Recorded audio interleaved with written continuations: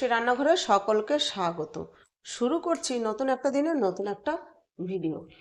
আজ আমি একদম সহজভাবে বানাবো এই দুটো ডিম দিয়ে বাটি চচ্চড়ি।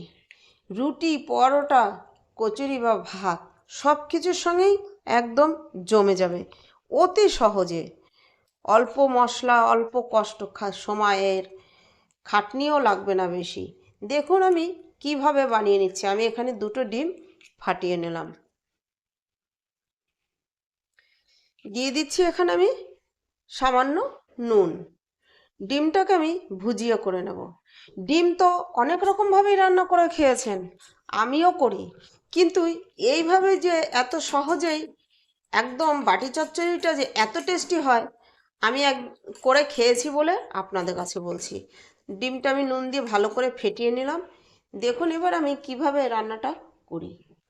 এই রান্নাটার জন্য কড়াইয়েরও প্রয়োজন নেই, এই বাটির মধ্যেই বাটি চচ্চড়ি করব ডিম দিয়ে। ডিমটাকে আমি এই বাটির মধ্যেই করে নেব এত সহজভাবে। কোনো মশলা বাটাবাটির ঝামেলা নেই, কিছু নেই, কিন্তু খেতে হয় অসাধারণ। আপনারা করে না খেলে এর স্বাদটা বুঝতেই পারবেন না। তাহলে আজকে আমি কিভাবে কিন্তু অতি সহজেই ডিম দিয়ে বাটি চচ্চড়ি করছি সেটা দেখুন। দেখতে থাকুন ভিডিওটা, দেখতে থাকুন, সঙ্গে থাকুন, প্রথম থেকে শেষ পর্যন্ত দেখবেন। ভিডিওটা স্কিপ করে বা টেনে দেখবেন না, টেনে দেখলে কিন্তু কিছুই বুঝতে পারবেন না। আমি বাটি বসিয়ে গ্যাস জ্বেলে দিয়েছি। এবার কিন্তু আমি দিয়ে দিচ্ছি এখানে তেল। আমার এখানে কড়াইয়ের প্রয়োজন নেই, আমি যেহেতু বাটিতে করব তাই এই বাটির মধ্যেই সব কিছু করব। দেখুন তেল গরম হলে তারপরে আমি ভুজিয়া করে নেব ডিমের। দুটো ডিম আমি নুন দিয়ে ভালো করে ফেটিয়ে নিয়েছি। আমি এই রান্নাটা দুবার করেছি, কিন্তু দুবার আমি আপনাদের সঙ্গে শেয়ার করতে পারিনি। আজকে তাই ভাবলাম শেয়ার করি। হয়তো কখনো মন ভালো লাগছে না, রান্না করতে ভালো লাগছে না, হয়তো সারাদিনে সময় পাচ্ছেন না, সময় পেয়ে ওঠেননি, বা কী খাবেন, রোজ দিন একঘেয়েমি খাওয়াটা, ডিম কারি, ডিমের ঝোল, একঘেয়েমি রান্না ভালো লাগছে না, এইভাবে একটা দিন ট্রাই করুন। আমার তেল গরম হয়ে গিয়েছে, এবার দিয়ে দিচ্ছি আমি এই যে ফেটিয়ে রাখা ডিম। আমি সম্পূর্ণ কিছু এই বাটির মধ্যেই করব, যেহেতু বাটি চচ্চড়ি। এই দুটো ডিম দিয়ে কিন্তু আপনারা 5-6টা লোকের বাটি চচ্চড়ি তৈরি করতে পারবেন, মানে সবজিটা তৈরি করতে পারবেন, 5-6 জন খেতে পারবেন। আমি দেব সামান্য আলুও দেবো সঙ্গে, শুধু ভুজিয়ারই করব না। তাহলে দেখুন আমি এর মধ্যেই ভুজিয়াটা করে নিচ্ছি। যখনই আমার হালকা ভাজা হয়ে গিয়েছে দেখুন আমি কিন্তু এবার এটাকে ভুজিয়া করে নেব। আঁচটা রেখেছি মাঝারি টু লোতে। ভিডিওটা প্রথম থেকেই দেখবেন। খুব সুস্বাদু একটা রান্না, আর এবং খুব হেলদি। অন্য ডিমের আমরা কারি যে করি তার থেকে রান্নাটা খুব হেলদিও হয়। তাহলে আমি ভুজিয়াটা করে নিচ্ছি। দেখুন ভুজিয়াটা ঠিক আমি এরকম করে করে নিয়েছি। এবার ভুজিয়াটা আমি নামিয়ে নিচ্ছি। আবার তেল দিয়ে দিচ্ছি। আমি এখানে দিয়ে দেবো 1 টেবিল চামচ সর্ষের তেল। এই বাটি চচ্চড়িটা খেলে মুখে লেগে থাকবে, জাস্ট মুখে লেগে থাকবে, ভুলতে পারবেন না। এই স্বাদটা ভোলার মতো না। একদিন খেলে প্রায়ই আপনাদের ইচ্ছা হবে যে রুটি, পরোটা কি ভাত বাটি চচ্চড়ি করে খাই। তেল গরম হলে আমি এখানে ফোড়ন দেব।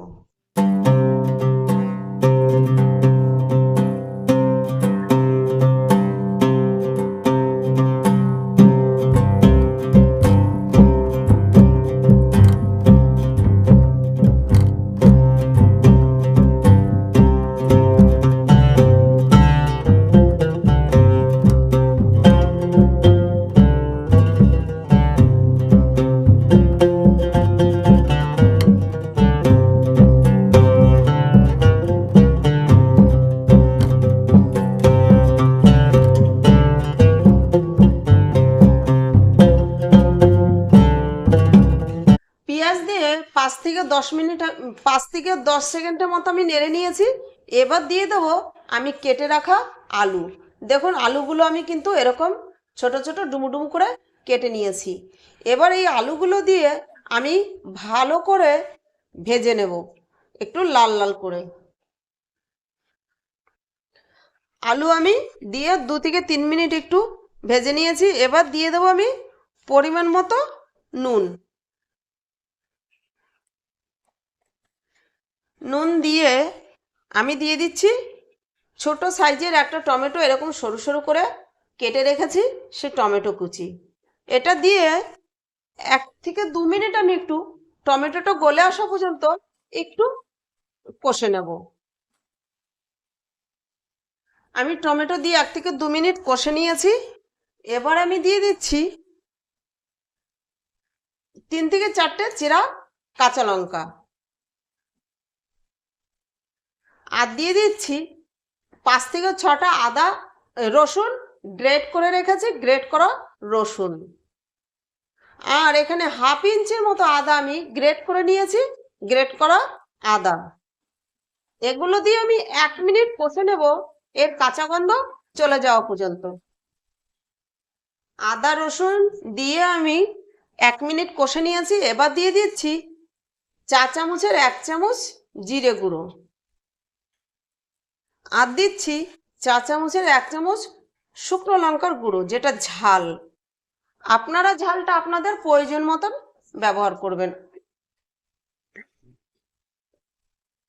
এবার দিচ্ছি পরিমাণ মতো হলুদ। সব মশলাগুলো দিয়ে এবার আমি ভালো করে তেল ছেড়ে আসা পর্যন্ত কষে নেব।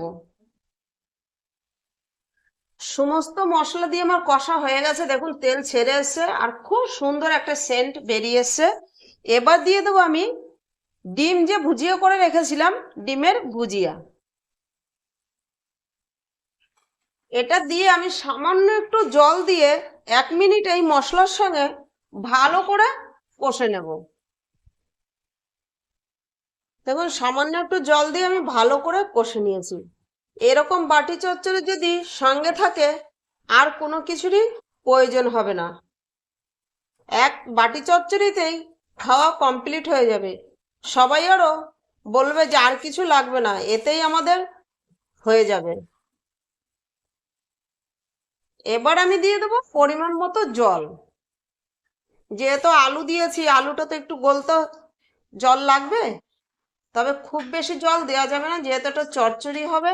তাই আপনাদের আলু ডিম কি পরিমাণে থাকবে, আপনারা সেই পরিমাণে মশলা জল সবটাই সেই পরিমাণে ব্যবহার করবেন। আমি এই মগের 1 মগ জল দিয়েছি, কারণ আমার আলুগুলো সিদ্ধ হতে হবে তার জন্য। দিয়ে এবার আঁচ আমি মাঝারি একটু লো করে দিয়ে ঝোলটা ফুটে ওঠার পরে চাপা ঢাকা দেব। ঝোল ফুটে উঠেছে, এখন আমি দিয়ে দেব এর মধ্যে 1/2 চামচ গরম মশলা আর 1/2 চামচ মিট মশলা। ঝোল ফুটে ওঠা অবস্থাতেই আমি এই পর্যায়ে দিয়ে দিচ্ছি। আর এই সময়তে দিলে না, এর সেন্টটা সমস্ত কিছুর মধ্যে ভালোভাবে ঢুকবে। এবার দিয়ে আমি মিশিয়ে দিলাম ভালো করে, দিয়ে আমি চাপা ঢাকা দিয়ে দেব। চাপা ঢাকা দিয়ে আমি আঁচ করে দেবো একদম লো। আমি ঢাকা তুলে একবার দেখে নিচ্ছি যে আমার আলুগুলো ঠিকঠাক সিদ্ধ হয়েছে নাকি, আর ঝোলের পরিমাণটাই কি আছে।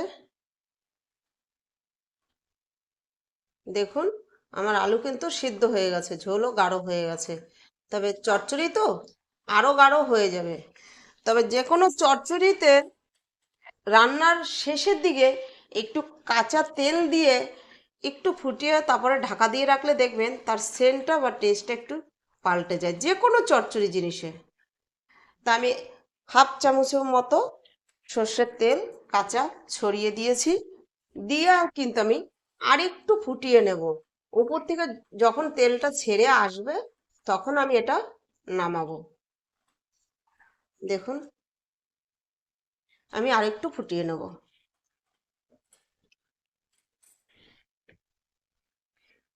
আমি ঢাকা তুলায় দেখে নিচ্ছি কমপ্লিট হয়েছে কিনা।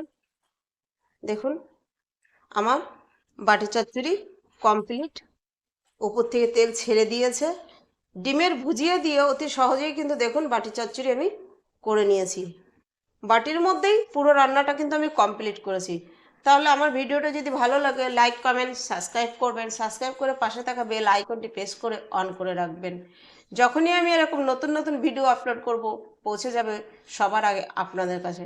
ভিডিওটা এখানেই শেষ করছি, ফিরে আসবো নতুন একটা দিনে নতুন একটা ভিডিও নিয়ে।